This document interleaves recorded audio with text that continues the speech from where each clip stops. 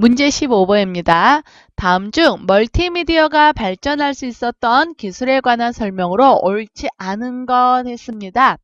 멀티미디어라는 부분은 우리 커말 2급 시험에서 굉장히 자주 다뤄지고 있는 부분이에요.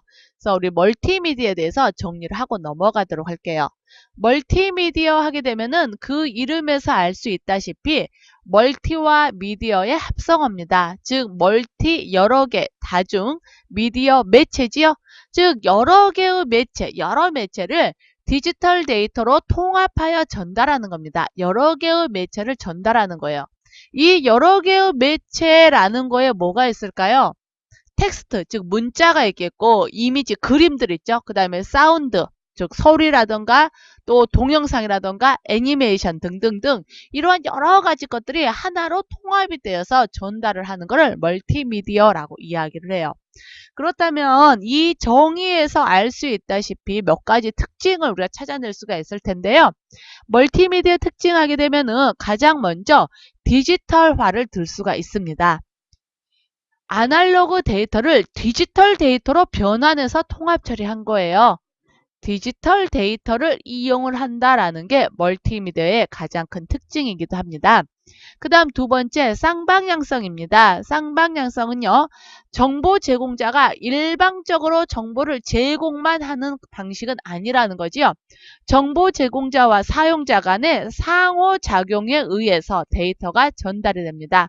즉 정보 제공자가 어떠한 정보를 일방적으로 제공만 하는 것이 아니라 사용자와 정보 제공자 간의 어떤 데이터들을 주거니 받거니 하는 상호작용에 의해서 데이터가 전달되는 쌍방향성을 가지고 있어요. 그 다음 비선형성입니다. 비선형성요. 데이터가 사용자의 선택에 따라서 다양한 방향으로 처리가 되는 것을 이야기를 해요. 그 다음 정보의 통합성입니다. 정보의 통합성이요. 여러 미디어, 즉 멀티미디어잖아요. 여러 개의 미디어, 텍스트, 그래픽, 사운드, 동영상, 애니메이션 등등등 그런 여러 개의 미디어를 통합해서 처리를 하는 걸 이야기를 해요. 이러한 쌍방향성, 비성향성, 정보의 통합성 이런 것들을 한눈에 딱 우리가 생각을 할 수 있는 게 뭐가 있냐면요. 요즘 많이들 좋아하시는 게임이요. 게임 같은 경우를 한번 생각을 해보시면은 이게 멀티미디어구나 라는 거 쉽게 아실 수 있을 거예요. 특히 비선형성이라는 부분을 한번 생각을 해보시면은요. 어떤 게임이요. 사용자의 선택에 따라서 게임의 진행 방향이 달라지죠. 게임의 뭐 진행 방향이라던가 어떠한 뭐 더 나갈 거냐 말 거냐 여러 가지 방향이 달라지게 됩니다. 그쵸? 그게 바로 비선형성이 되는 거예요.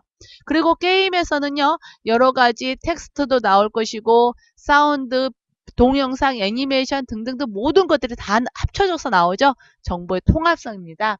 이 게임이 대표적인 멀티미디어의 한 유형이다라고 생각을 하셔도 괜찮을 것 같아요.